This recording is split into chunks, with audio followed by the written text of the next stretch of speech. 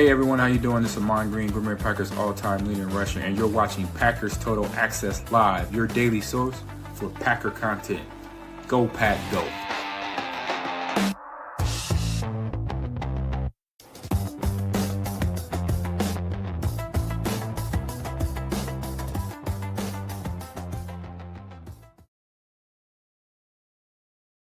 What's up, guys? Welcome into Packers Total Access. My name is Clayton. You can check us out on Packernet.com. Find me on Twitter at Packers_Access. Joined alongside Tim in Green Bay on this Victory Monday as we relive the top moments from the Packers' victory over the Chicago Bears, taking sole control there of the first place of the NFC North and obviously marching towards a little bit closer to that number one seed in the NFC as things are going to get really, really interesting down the stretch here in the NFL season. Really excited to get in here and talk ball with everybody in the chat. I see it's already lit up. Hopefully everybody's enjoying your Victory Monday. Hopefully you got the coffee flowing. We got the little gingerbread cup today, Tim. We're good to go. You know what I mean? We're going Packer Victory Monday cup today over here. There you go. All right. I love it. So what we got on tap, guys, we're going to take you inside the locker room and let you hear Matt LaFleur's comments immediately following the game and kind of give you an update on Matt LaFleur and the Ben Johnson rivalry that was just born. I'm so excited to see that thing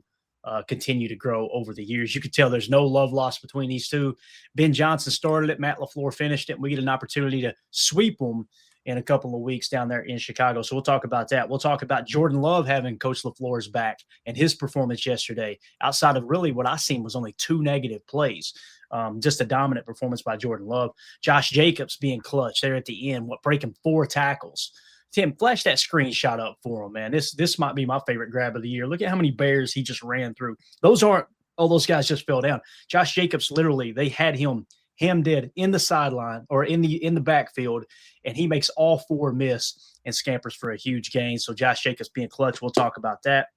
Christian Watson dominating. Boy, is he looking like a true number one wide receiver since he came back from the ACL. We'll give you all the details there.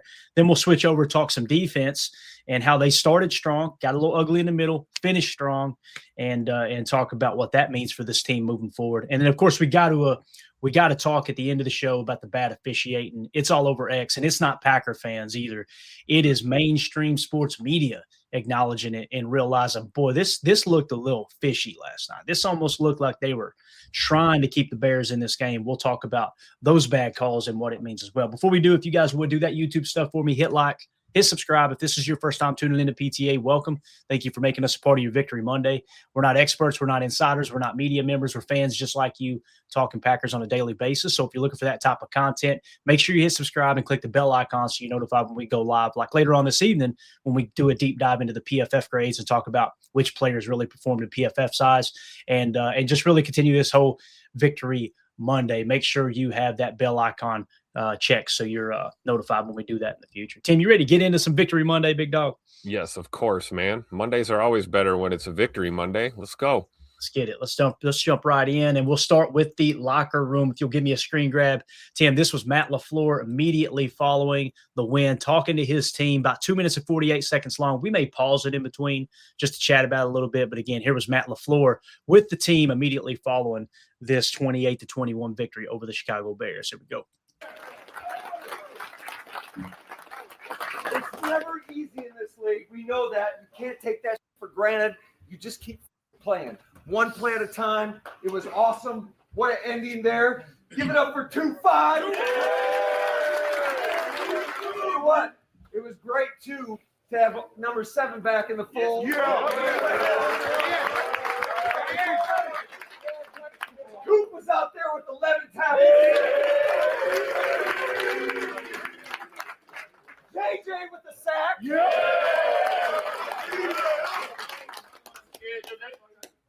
How about Josh Jacobs, man? Critical pickup on that 3rd one, man. He's got 21 yards, and this guy around the end zone, you know he's getting in him. Like that bird back there.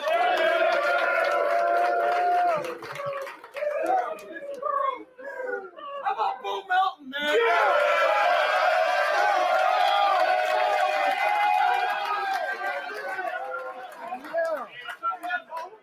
This team loves Bo Melton, man. Can I just say that for a second? They absolutely love Bo Melton. And not only is he like one of these versatile players, he's going to give you something on special teams, going to give you something on defense, going to give you something on offense. But, I mean, he's just one of those locker room guys. Love Bo Melton. Touchdown catch. That was a hell of a job, bro. How about our quarterback, man? Yeah. I got a game ball for this guy today. This guy had 2 tutties.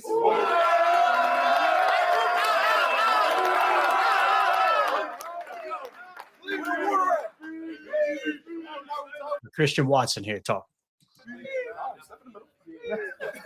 Hey, I mean, real talk. I mean, we all know what happened last time we played these boys out here. For me, so I wasn't really trying to think about it a lot. Y'all boys helped me do that. It meant a lot to me to be able to go out there. First off, to see out the game healthy and be out there with your boys get it done. The other guy,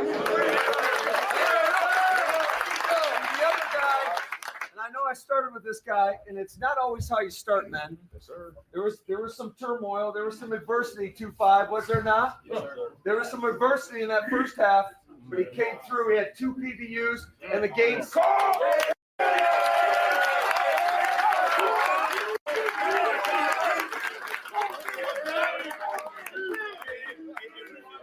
Hey, I appreciate y'all boys, man. I had 2 bad penalties early on. Y'all kept me in the game, keep my focus, man. I'm glad. I appreciate y'all.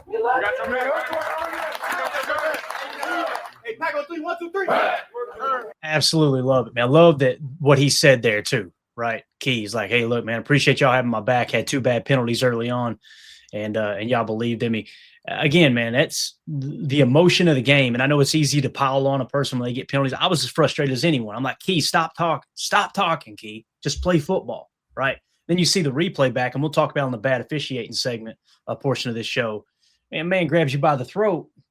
It's kind of like what Mike Tomlin said a few weeks ago, Tim, whenever who was it that spit in it was Jamar Chase spit in Jalen Ramsey's face. Jalen Ramsey has a history of talking trash and getting penalties, right? He's kind of one of those high-strung players. Cornerbacks have got to have that chip on their shoulder. But when a man spits in your face, Mike Tomlin said, hey, what did you tell? They asked him, what did you tell Ramsey when he got that penalty, whatever? Man spit in his face. I said, do what's natural. You do that, you're going to get your ass kicked in that. Do what comes natural. Man grabs you by the throat. And again, we'll talk about it later on. I don't want this segment to be about that, but I just love the fact that you heard Keyshawn acknowledge, yeah, I had 2 bad penalties and y'all believed in me, right? Coach LaFleur pointing it out in front of the team while giving praise as well. Like that's just to me, it's a perfect situation, Tim. You were able to coach and teach at one point saying, hey, we can't do that. But at the same time going, that's how you handle it when you make a mistake. Short memory. You know what I mean? Yep, absolutely. And the coach having his players back 100%, right? And the team, and they acknowledge that. I think it's important. And, as far as the chirping and the talking, I'd rather have my guys doing that at home against a division rival than, letting them come in our building and, disrespect us. So I'm glad Key bounced back, and I'm glad the team stuck together. And it's awesome that LaFleur acknowledged that in the post game, and Keyshawn acknowledged it too. So it's awesome. Yeah, definitely. I love what was said here. Hugh in the chat says we plucked Melton off the Seahawks practice squad, if memory serves correctly. And immediately as I was reading that, and I'm assuming that's true. You guys go check that, but immediately it made me think we also got Emmanuel Wilson off the Broncos practice squad. So just Goody going through his draft board. After guys are getting cut and trying to be placed on the practice squad, we actually had a decent grade on him. Let's give him a shot. Let's bring him and throw him on the active for a couple. Can't wait to see him on the road trip to Denver coming up on Sunday. That's a great point, man. I didn't think about that. So we should be able to keep this one up, Tim. I want to show it. So, of course, we have Ben Johnson's comments as soon as he got hired as the head coach of the Chicago Bears. Let's start with that, and then we'll get into the icy handshake or lack thereof at the end of the at the end. Get ready to go between Ben Johnson and Matt LaFleur. Again, here's what Ben Johnson said back in January. Dan Campbell, Kevin O'Connell. You're talking about 2 guys that are up for Coach of the Year awards as the season ends here. And to be quite frank with you, I kind of enjoyed beating Matt LaFleur twice a year.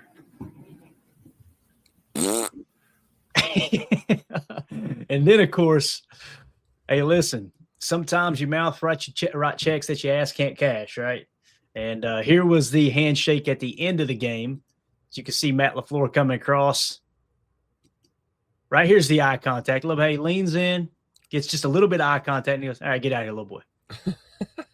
I see his handshake, man. You love to see it. Here's another angle, too. Shout out to Dominic Yates over on X that tweeted this video out. Said Packers win it over the Bears 28-21. Green Bay 9-3-1 is at the top of the NFC North. A fired up Matt LaFleur runs off the field. So here you're going to see Matt on the sideline as soon as the game's over, right? It's over. You see the general fire. The general. I love it. Yes, sir. Now here comes Matt heading to midfield. And again, this isn't so much about the handshake. You see how brief it is again right here. It's more about watching him go into the tunnel for me. Yeah, just get the heck out of here. Ben Johnson's like, well, that sucked. He just kind of looks away. So, and then of course, here's Matt. Look at Matt with the crowd, man. Love it. I love the fact too that these players, I mean, he's just absolutely fired up. I love that these players and coaches, even though there's a portion of the fan, a very, very, very small amount of the fan base that will go at these guys on Twitter, right? Keyshawn's one. Keyshawn, that's why his comments after the game is, I do this for myself, man. I ain't worried about anybody. Like it's sad to say, but Keyshawn has had to give up on a portion of the fan base because of how they rake them over the coals in social media, over the last 2 years. And again, I don't understand. I say that because Matt LaFleur, it's the same thing here, right? With Matt LaFleur, you're talking about a guy who is now 12th all-time or 11th all-time, whatever it is, winningest coach in history, passing Hall of Famer after Hall of Famer when it comes to winning percentage. And you had a portion of the fan base trying to get him fired, right? Calling for his job. I love the fact that Matt doesn't hold that over the whole entire fan base, and that's why I'm always going to mention a minute amount of the fan base, because it's very, very important to acknowledge it that way. Like if you guys haven't seen the clip that I retweeted of Homer on ESPN Milwaukee going on a big rant, like you would thought the Packers lost by 20 points. It was unbelievable because there's a portion that they thrive off that. And the best thing you can do is just chuck them to the side and keep moving forward and gather more fans that actually watch what the hell's going on the tape, actually want to understand what's going on, and want to look at a positive outcome or look at the positive spin on what this team is doing, as opposed to always harping on the negative. There's going to be enough negative when these players and coaches lose games, right? But again, I just love the fact, Tim, that Matt LaFleur is still playing to the crowd, is still fired up with the fans. He acknowledged the fans and included them in that big victory that he got there yesterday over Ben Johnson, the first of many against the Chicago Bears. That makes sense, man. It does. It does. And you can tell Matt's happy for the fan base, right? He knows how big of a game this was for us, and, to see him, like you said, it's about that run into the tunnel and the old jumping for joy. You can't hide your enthusiasm. He knows how big this win was for the Packers, not only as a team and organization, but for their fan base as well. And I just think it's awesome. And, Matt, it's all business. He was probably all business as soon as he hit that tunnel, getting ready to pull the numbers and, give that awesome locker room speech. And, I got a lot of love and respect for our coach, man.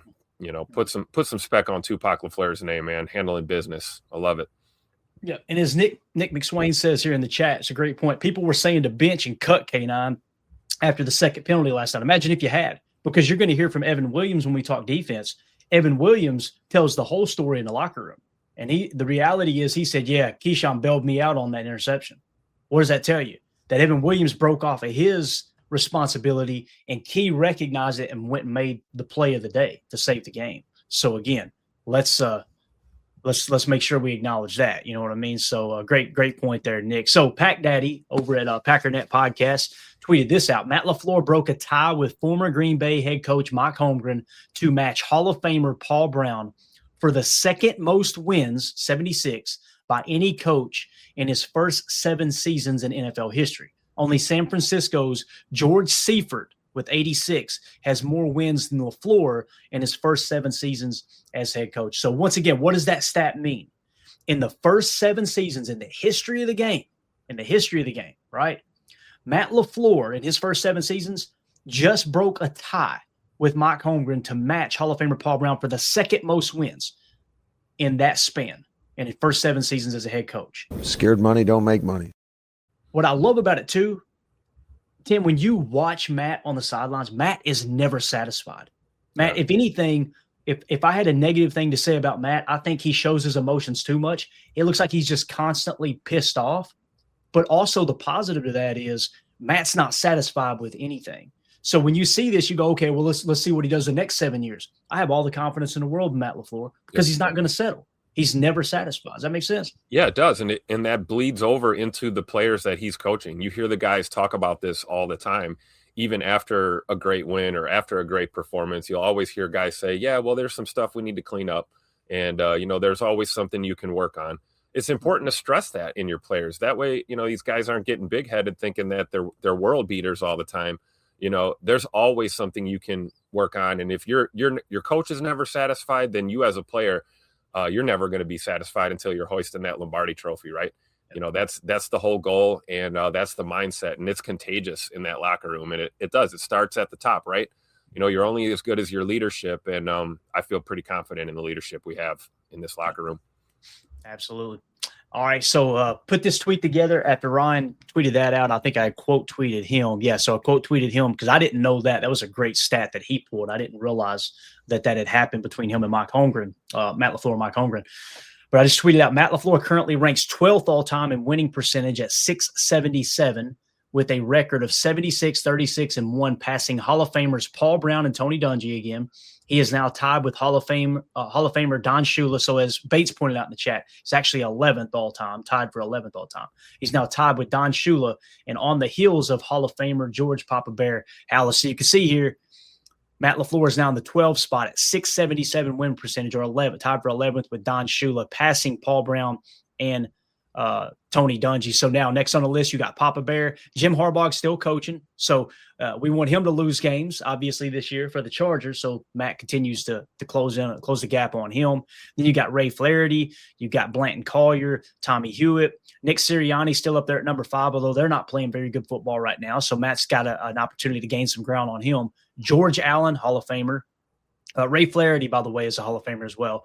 George Allen, Hall of Famer. Vince Lombardi at 738, Hall of Famer. Obviously, John Madden, and then Guy Chamberlain. Both of those guys are Hall of Famers as well. So, again, man, you're talking about having a borderline top 10 winningest coach in NFL history. And, yeah, I don't want to hear any more fire Matt LaFleur talk. Just can't take it. Can't handle it. And here's what's awesome. This type of win is huge, Tim. It spreads right over in the fan base. This was Kyle Malzahn on Twitter, tweeted this video out. They're walking out of the media section, I assume, at the stadium last night. Listen how fired up these Packer fans were as they were leaving the stadium.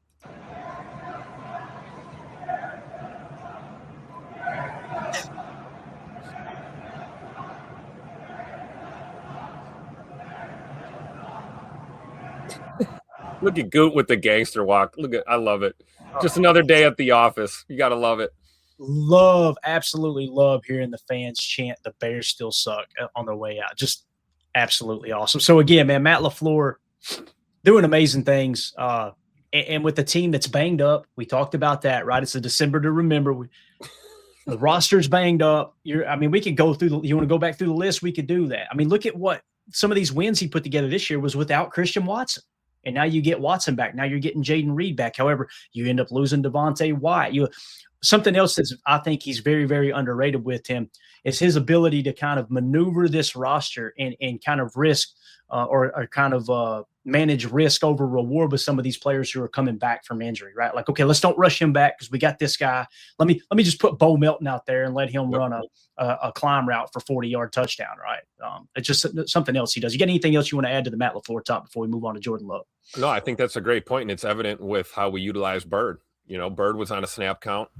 We got him back, but, he made major contributions to this win, and it just shows, Matt's ability to kind of, handle the load management on some of these guys. And, we'll get the full report as the days go by here, but it looks like we got out of that game relatively unscathed, nothing new as far as serious injury. And I think it's awesome. Absolutely. All right, that's going to wrap up that segment. If you guys are watching this video back later, let us know in the comments what you think about Matt LaFleur's locker room speech his overall record, everything about Matt LaFleur. We want to hear from you in the comments. Are we giving him too much credit? Are we not giving him enough credit? You feel like, hey, this is a guy who's going to lead the Packers to the promised land? Because the only thing he's lacking is that ring. If he gets that ring with that kind of winning percentage, you're immediately in Hall of Fame conversation, especially once you crack the 100-win mark, which very few coaches have actually done. But we want to hear from you in the comments. Make sure you hit like, subscribe, and click the bell icon so you're notified when we go live here in the future. All right, moving along. Let's talk a little Jordan Love, and it's a little bit of a continuation from the Matt LaFleur talk. We got Emilio joining us now. Appreciate you jumping in, buddy. So, want to get your all's take on this. I love that we couldn't show you guys the video, but at the end of that locker room video, right? The last thing they show, and you can see the G logo starting to pop up on the Packers website.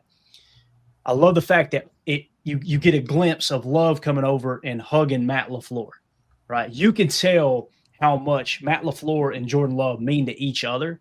And it reminds you of a young Brett Favre with Mike Holmgren. It reminds you of a young Aaron Rodgers with Mike McCarthy. I'm sure you could go all the way back to the Vince Lombardi days and how him and Bart Starr were lockstep. You heard Bart Starr tell the story about when the very first meeting that Vince Lombardi came in and had, and he said, I'm not remotely interested in being good.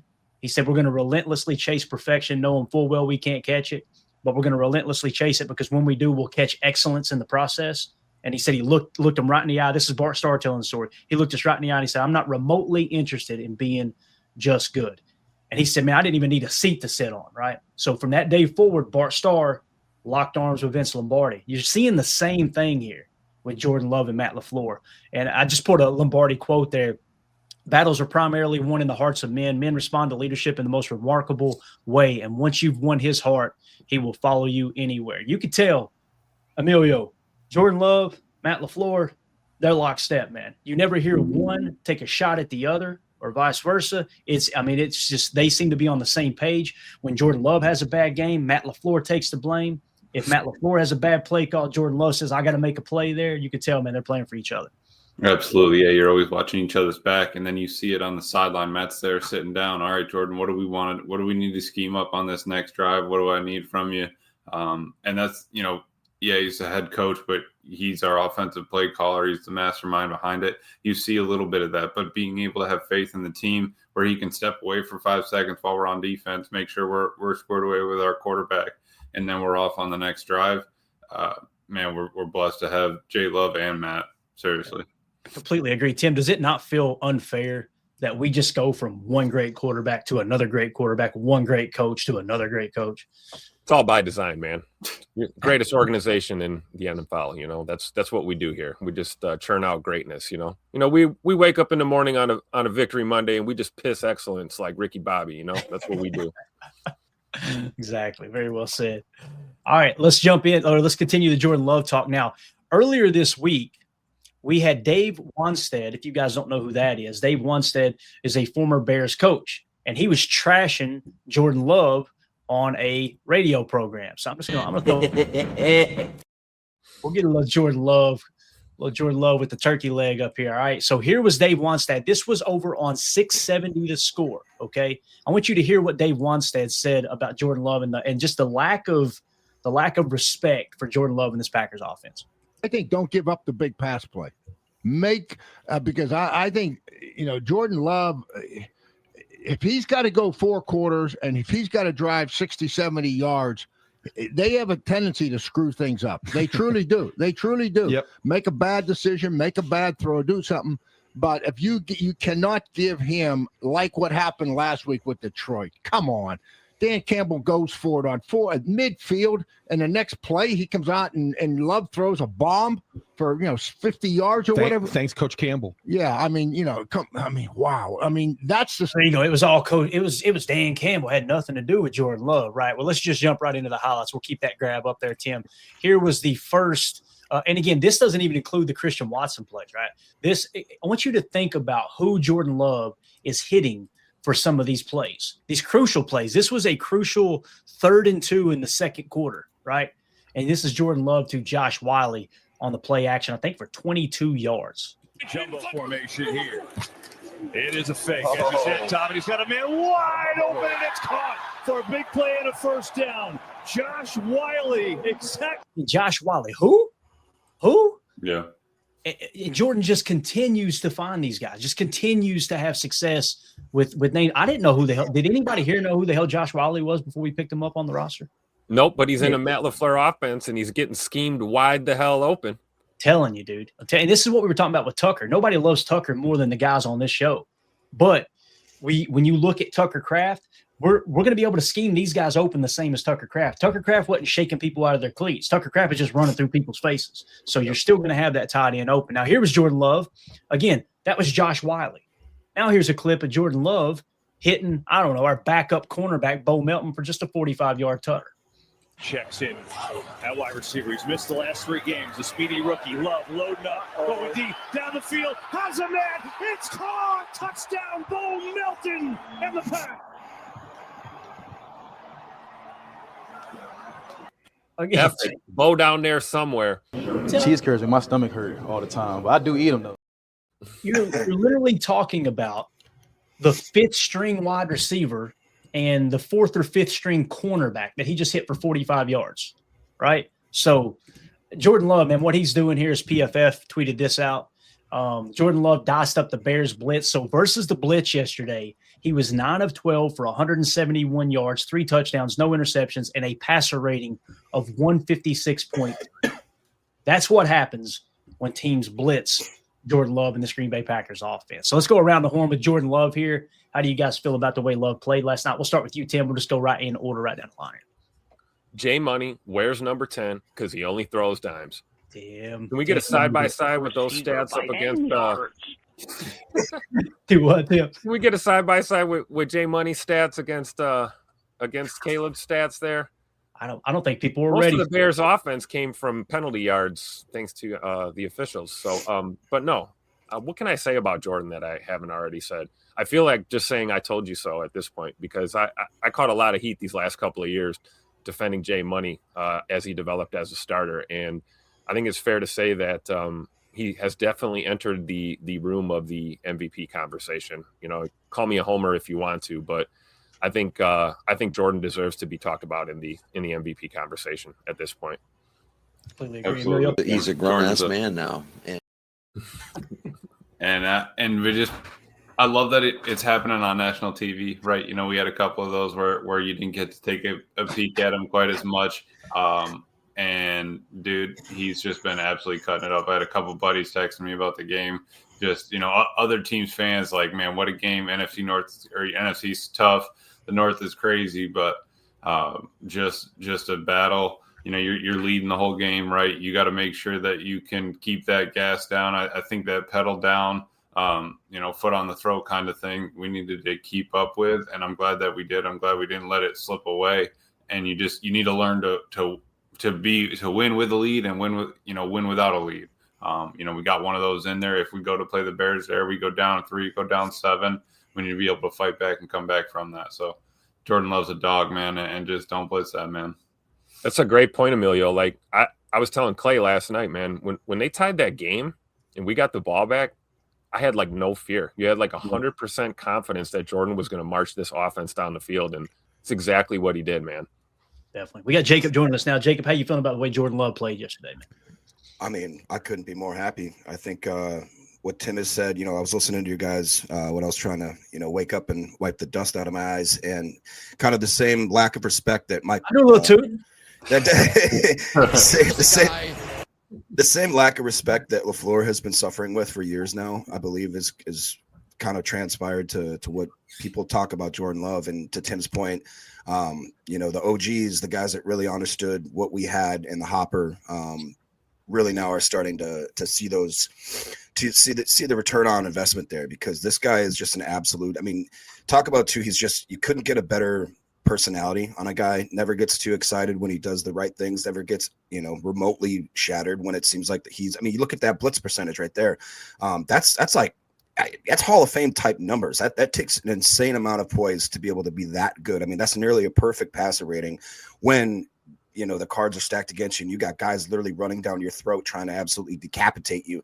Jordan Love just kind of steps in, fires a little crazy little sidearm. Like it's just insane how easily he just tosses that rock around. I don't think people put enough respect on the if it was Chris Collinsworth here, it's Patrick Mahomes, right? I mean, the only other person I honestly see that has that type of just a slingshot arm, just no matter what his platform is, no matter how offset he is, no matter where his feet are, he can just sling that rock. He hums that tater like nobody's business, man. And I think now we're starting to see as he's getting more healthy, he can use his legs when he needs to. Obviously, as I just talked about, he's pinpoint. I think that was one of his biggest knocks, is that the accuracy, right? What have we seen this year? That he can stand on that pocket, he can deliver it. And finally, I honestly do think that, it does help that our wide receivers, it seems like they're just wanting to play for that guy. Seems like they're willing. I mean, Christian Watson, I don't think I could say more about a guy like he just seems like he goes out there and he catches whatever Jordan throws to him. And honestly, I just don't think that they're right now. Maybe top 3 quarterback, honestly. And on any given Sunday, Jordan could be the best quarterback in the NFL right now. Absolutely. It's a great point, man. It's a great point about his footwork too. Our boy Brian Baldinger did a great breakdown on Jordan's footwork in this game. And it's exactly what you're talking about, Jacob. Like, it doesn't matter what the platform is. Jordan will extend that pocket, off the back foot. We see it all the time. Pressure in your face, delivering strikes, man. It's just a thing of beauty. Yeah, definitely. Let's hit these super chats real quick. Pack Attack with the super chat. Thank you so much. Go Pack, go. Caleb needs to give the Packers D more credit rather than saying it was mostly them shooting themselves in the foot. That's what Caleb does, though, man. From all the way back to college, it's never it's I don't know. There's just something missing with Caleb and his personality. It just screams, look at me, look at me, look at me. Never going to give credit to the other team. Never going to give credit to the opponent. There's just always an excuse. There's always something there, right? So thank you for the super chat, buddy. Appreciate you. Mike Witt with the super chat. Happy Victory Monday, boys. After the last month, I hope we give number 9 a long-term deal next offseason. I know it's early, but I have a sneaky good feeling about the Denver game. Go Pack, go. Love it. And listen, Denver's offense has been struggling a bit from time to time, too. I'm not sure what they did yesterday, but I know in the rankings, that was something that was pulling them down a touch. We'll update the PTA power rankings and give you guys a little bit better idea of what we're up against there next week. And we kind of called this game. And thank you for the super chat, Mike. Appreciate you. We kind of called this game because we talked about, listen, the Bears have a good rushing offense. Don't get me wrong, but the Lions did too. And look at what we did to Jahmyr Gibbs a week before, right? So everybody was expecting the Bears to come in and run all over the Packers, just like everybody was expecting Jahmyr Gibbs to come in and run all over the Packers. And it didn't happen because the Packers have got a solid run defense, right? And again, over here. Built to ass, BTA. Know what I'm saying? Ben Johnson did a good job scheming. There's no doubt about it. But at the same time, it's like, hey, you got to give these guys credit for bending, not breaking, bending, not breaking. So I love what Kyle Malzahn tweeted out here. Micah Parsons on the Packers offense late in the game. Quote, there's no one I trust more than Jordan Love and Josh Jacobs. I just think that is an awesome, awesome quote. So let's jump right into a little Josh Jacobs talk. We'll just tie it in with Jordan Love and wrap this segment up. I thought this play was awesome, hearing Tom Brady on the call here. And it was this run, this image that Tim's got up right here, right, is the audio we're playing, okay? This run was unbelievable. Look at the Bears defenders. 4 Bears defenders that Josh Jacobs literally just ran through, right? This is the definition of run through an MFer's face right here. Exactly. And here's how Tom Brady responded to it on the broadcast. Green Bay. Get to the outside, Jacobs. Can he get there? Swift. He breaks through. Josh Jacobs taken down by the 5 by Byard. Oh, what a special run. 30, make it 21 yards. How did he do that? Now race him to the corner, but there's 4 Bears there. There's Sweat, Johnson, Gardner Johnson, and they all come in thinking the other guys got him, and Jacobs just splits it. Byard has to ultimately get him down. What a run by Jacobs. Oh, love it. Can we talk about that really quick? How much CJ Gardner Johnson got his ass cooked up and down the field yesterday? I mean, can we just – I know he had the pick or whatever, but, he got cooked all day long. It was so cool to see Josh put the exclamation point on him here towards the end. Yeah. What's awesome on that clip, too, and you may have seen it, Emilio, I don't know. You can drop it down now, Tim. I'm going to throw a tweet up here. But – what's awesome about that play too, Emilio, you could see the one person that does get blocked. You see Josh Jacobs get hemmed up by 4 defenders, right? But if you notice downfield, right in front of Josh Jacobs, you see somebody get blocked completely out of the screen. Guess who it was? it was Josh Wiley taking a DB all the way to the water cooler, man. Mm-hmm. That one block probably is what sprung him. It's like Jacobs like, listen, I know there's 5 guys here, but you just get one of them out of the way. I'll take care of the other 4. It's just so awesome to see. As Pack Daddy tweeted out here too, explosive runs, running plays of 10 yards or more. The Packers had 4, the Bears 0. And again, they were supposed to be one of the most explosive run offenses in the league, right? I love that he tweeted that out too. He said, what happened? What happened? What happened to that running game? We were told that y'all were going to run it down our freaking throat. So Josh Jacobs, to go around the horn with that, we'll start with you, Emilio. What do you think about Josh Jacobs? And you think it's time that Madden gives him a little rating boost here? Yeah, I've been waiting for it. They haven't updated my man yet. But he's an absolute dog. I cannot believe that, again, the Raiders got rid of him, the fact that we have him. And you see on that, it was, kind of set up like a wide zone, but it was more like a, toss, get him outside. And you just have to make a decision at that point. He's looking at 3-4 guys trying to make it to the sideline. Not going to happen. Where he did beat somebody earlier in the game, first quarter, got to the sideline, got the first down. It's not there, right? Stick your foot in the ground and go. And we're lucky that he has that ability to, the willingness to put his shoulder down, and he's off to the races. We've been talking about how he's the heartbeat of the team when he gets cruising on offense. Yeah, we have Jay Love, but man, when he gets all I wanted to do that last quarter was just feed Josh Jacobs, just keep feeding him the ball. And like Matt said, you get down in the red zone, and man's going to find a way in the end zone.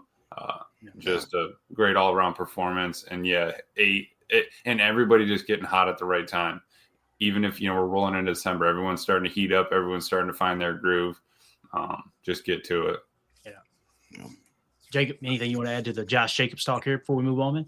I mean, just like you said, he is another one of those just kind of humble dudes that when he comes in, like, you just kind of understand his mentality that it's team first.